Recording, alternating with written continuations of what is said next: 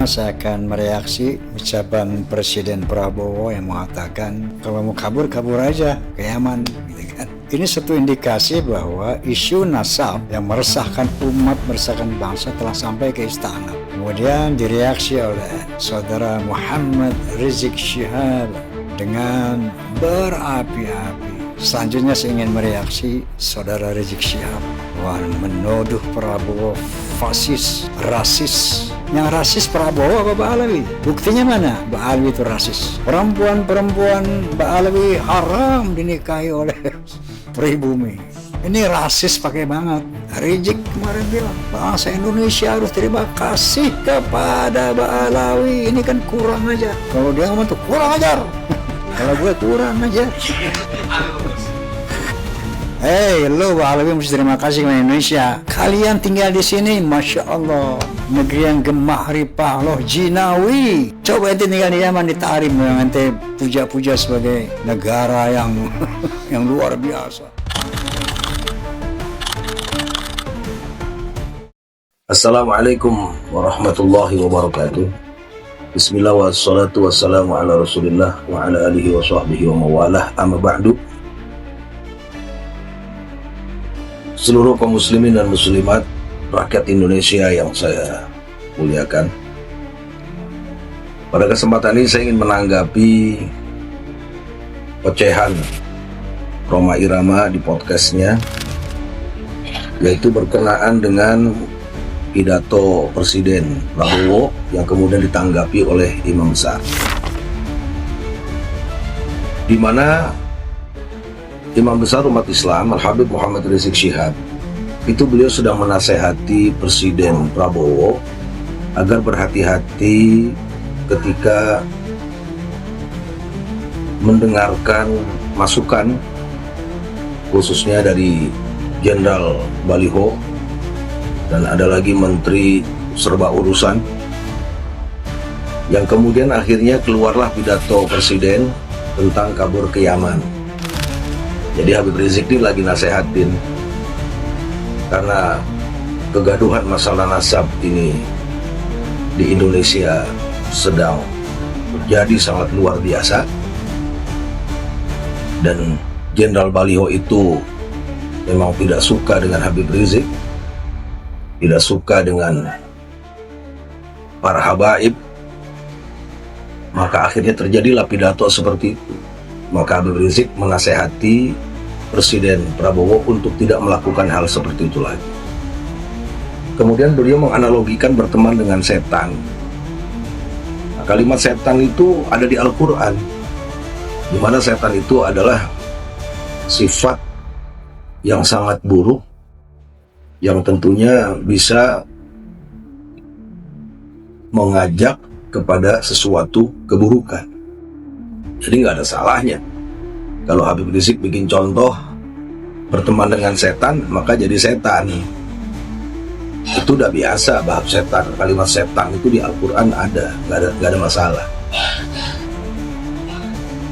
Nah di sini Rhoma Irama juga mengatakan bahwa pidato Caimin Presiden Prabowo juga ragu terhadap habaib.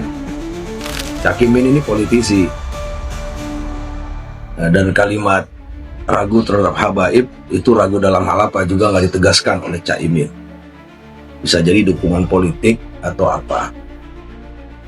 Lalu dia singgung Nusron Wahid mencintai para habaib, sering datang ke majelis para habaib. Saya anggap antara Caimin dan Nusron Wahid itu lebih bagus Nusron Wahid, karena beliau datang ke habaib, ke ulama, rajin datang ke maulid, ke haul dengan tulus. Dia datang untuk mempersatukan habaib dan ulama, dan ini ajaran Islam. Beda sama Caimin, datang kalau udah perlunya. Waktu lagi jadi calon wakil presiden, dia datang ke Petamburan, ke Habib Rizik. Nah sekarang justru dia ke habaib seperti ini, politisi macam apa begini modelnya. Jadi saya menduga bahwa Rhoma Irama ini lagi membela Jenderal Baliho, karena Jenderal Baliho itu pembinanya PWI. Jadi dia cuma membela aja, nggak terima pembina PWI itu disamakan dengan setan. Seperti itu aja. Lalu kemudian Roma juga mengatakan tuh kalau di zaman Soekarno, Ba'alawi udah diusir. Dia contohkan etnis Cina tuh, saya lupa yang disebut siapa itu. Pertanyaannya kapan Habaib atau Ba'alawi ini memberontak di Indonesia? Gak ada sejarahnya. Para Habaib memberontak, bahkan dulu bikin partai Arab tuh antara Habaib dan Masyaih, akhirnya nggak jadi karena dianggap ini bisa semacam kesukuan gitu. Mereka nggak jadi bikin partai Arab. Artinya beliau betul-betul melebur sebagai NKRI. Jadi nggak ada sejarahnya para Habaib memberontak di negeri ini.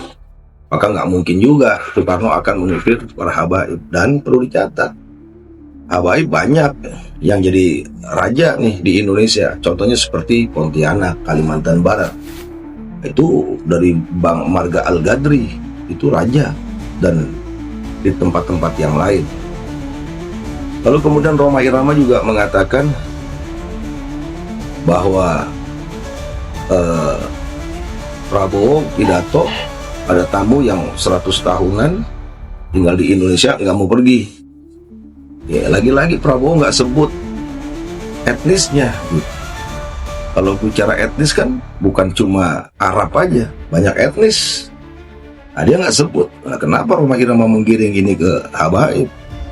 Nah, ini kan Rhoma Irama sendiri, karena memang dia udah nggak suka sama Habaib, jadi diarahkan ke Habaib.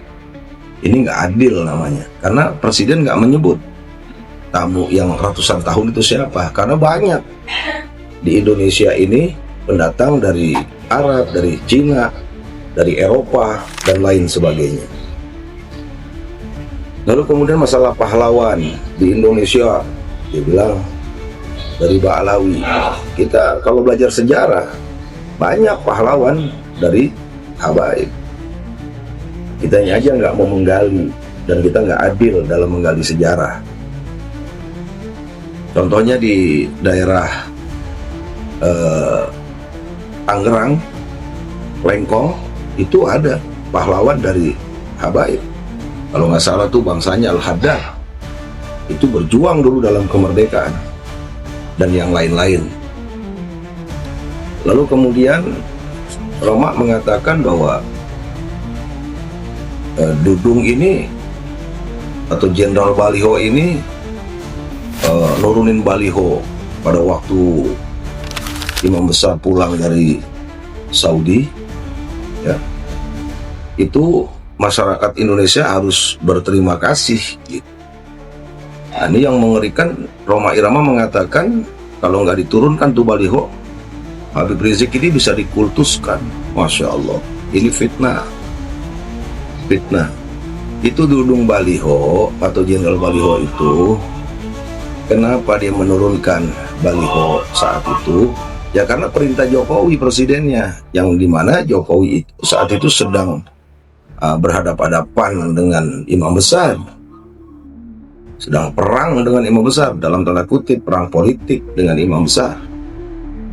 Nah, dia mengikuti perintah daripada Jokowi sehingga untuk melakukan hal itu, menurunkan baliho, minta agar FPI dibubarkan. Jadi ini jenderal penjilat menurut saya. Dan tahu nggak isi balihonya itu apa? Revolusi akhlak. Nah, dia kan selalu mengatakan revolusi jihad. Dari mana revolusi jihad? Revolusi akhlak. Menyerukan agar Indonesia ini berakhlak dari mulai pejabatnya dan lain sebagainya. Jadi nggak benar kalau Habib Rizik itu minta dikultuskan. Nggak ada. Saya ini puluhan tahun lah sama Habib Rizik. Nah, Rhoma Irama ini kan nggak tiap saat sama Habib Rizik, cuma sekali-kali ketemunya. Menuduh Habib Rizik nggak punya akhlak apa segala. Emang dia tiap saat sama Habib Rizik? Nggak ada Habib Rizik itu minta dikultuskan. Adapun ketika beliau banyak pengikut, lebih-lebih waktu 212 sampai jutaan umat, itu kan sebetulnya gabungan dengan para ulama yang lain. Ya, cuman sosok Habib Rizik yang menonjol, yang kemudian akhirnya beliau menjadi figur utama. Dan ini karomah dari Allah Subhanahu wa Ta'ala. Ya mungkin Rhoma Irama hasut nih, iri nih, yang udah lama berkiprah gitu kan, tapi nggak seperti Habib Rizik ya, karena karomah itu dari Allah. Nggak mungkin orang bisa jutaan seperti itu kalau bukan dari Allah Subhanahu wa Ta'ala. Lalu kemudian kata Roma, Jenderal Baliho itu bagus. Bagus dari mananya? Bang Roma Irama terindikasi dia terlibat di KM 50. Dan Anda nggak pernah tuh komentar tentang pembantaian KM 50. Nggak ada rasa empati. Ya karena memang Anda sudah terlalu benci dengan Habaib, lebih-lebih ke Habib Rizik, sehingga peristiwa KM 50 tentang kemanusiaan, hak asasi manusia, HAM berat ini, Anda tidak pernah bersuara. Dan Anda perlu tahu, belum lama ini nih, berapa hari kemarin, digerebek tuh sarang judi online di daerah Hayamuruk, kalau nggak salah 300-an orang yang ditangkap, itu WNA tuh, nggak ada tuh dari Yaman. Anda bisa cek tuh dari etnis mana aja, dan nggak bersuara. Begitu pula bandar-bandar narkoba tuh yang tertangkap. Coba Anda cek tuh, ada nggak tuh dari Yaman? Kan dari etnis yang lain, yang akhirnya anak Anda sendiri terkena narkoba. Yang harusnya Anda tuh pikirkanlah nasib anak Anda yang sudah terkena narkoba. Lalu kemudian para habaib dianggap fasis, rasis di dalam urusan menikahi syarifah. Jadi begini, Bang Roma Irama, menikahi syarifah itu urusan fikih. Jadi ada aturan ufu'ah namanya. Anda harus hormati keputusan fikih itu. Anda nggak boleh itu dianggap fasis, dianggap rasis. Ini urusan fikih. Anda yang tidak mendalami, atau mungkin jangan-jangan Anda dulu pengen menikah sama syarifah, kemudian nggak bisa. Atau saya dengar Bunda Elvi dulu pengen dinikahin, tapi akhirnya dapat sama Habib. Anda kecewa sampai saat ini. Jadi ini kekecewaan Anda aja sebetulnya, nggak bisa nikahin syarifah. Kedengarannya begitu, berita yang beredar. Lalu kemudian Anda juga mengatakan harusnya masyarakat Indonesia berterima kasih yang disampaikan oleh Habib Rizik dengan para habaib Wali Songo, para habaib berdakwah di Indonesia. Yaitu memang faktanya seperti itu. Di Sulawesi Tengah, di sana ada Habib Idrus bin Salim Al-Jufri, pendiri Al-Khairat. Itu beliau berdakwah di sana, banyak mengislamkan orang-orang yang tadinya nggak mengenal Islam. Bahkan dijadikan bandara nama Habib Idrus bin Salim Al-Jufri saat ini. Dan di daerah-daerah yang lain, di Maluku, kemudian di Irian. Di Irian tuh banyak bangsa Al-Hamid di sana. Nah, Anda sendiri udah pernah belum mengislamkan orang di Irian? Ini habaib dari Yaman datang ke sana, meninggalkan keluarga. Dan perlu diketahui, Pak Haji Roma Irama, bahwa para habaib itu datang nggak bawa istri, mereka menikah dengan warga Indonesia atau bangsa Indonesia. Makanya kita disebut akhwal. Akhwal itu artinya saudara seibu. Nah, mereka ini menikah dengan masyarakat Indonesia. Jadi gimana Anda mau usir gitu loh, atau suruh kabur ke Yaman, atau mereka keasikan dosa? Enggak, karena mereka nenek moyang mereka nih, artinya para leluhur mereka dulu datang ke Yaman nggak bawa istri, menikah dengan orang Indonesia. Jadi separuhnya udah pribumi istilahnya nih para habaib. Jadi wajar, bahkan wajib tinggal di Indonesia, karena dari sisi ibu mereka ini dari bangsa Indonesia. Ini Roma Irama perlulah menggali dengan adil. Ya tiji, umur dah senja antum.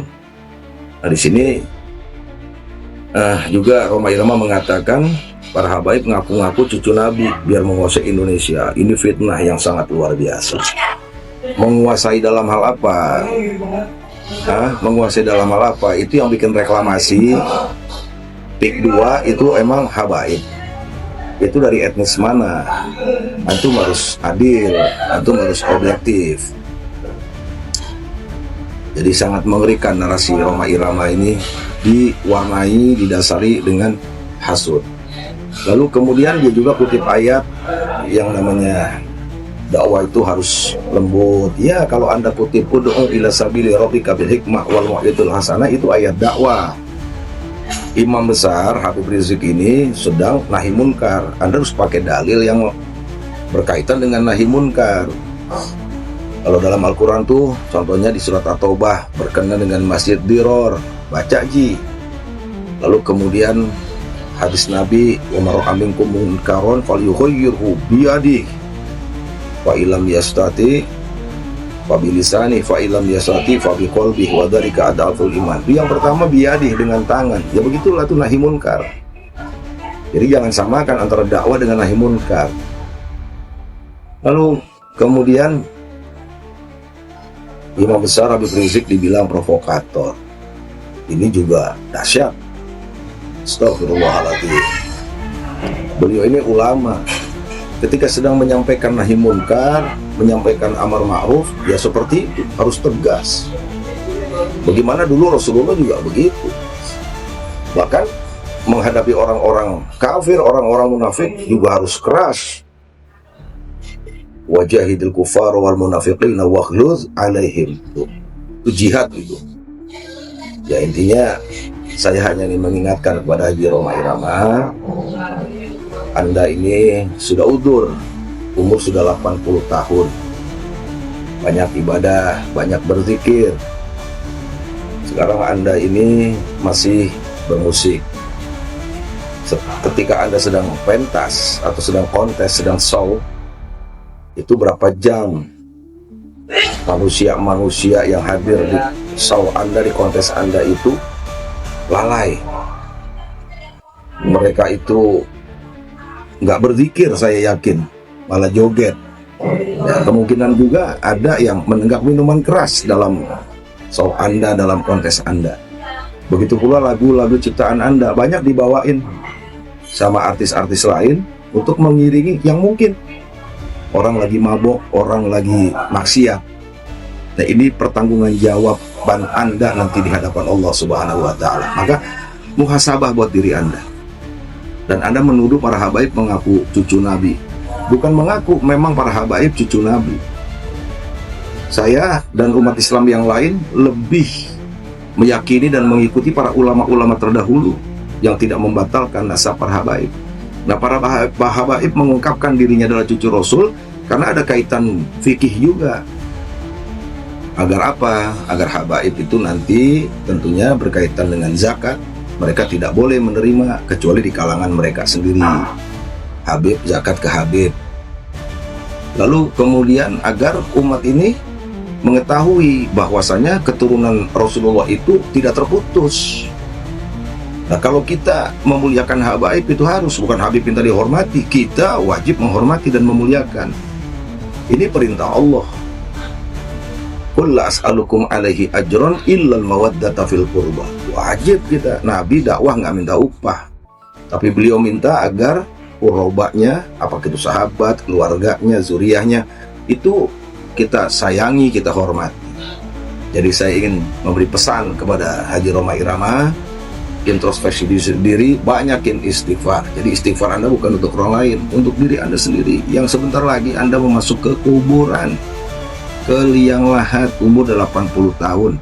Malah kalau saya bisa menasehati nih, tinggalkan dunia musik yang bisa melalaikan. Baca zikir yang banyak, baca Quran yang banyak.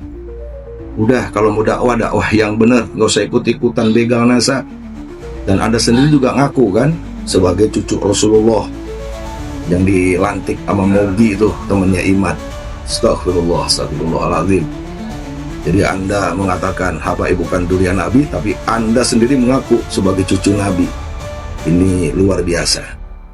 Maka dari itu Haji Rhoma Irama, kembalilah ke jalan yang benar, bertobatlah kepada Allah Subhanahu wa Ta'ala agar wafatnya Anda dalam keadaan husnul khotimah.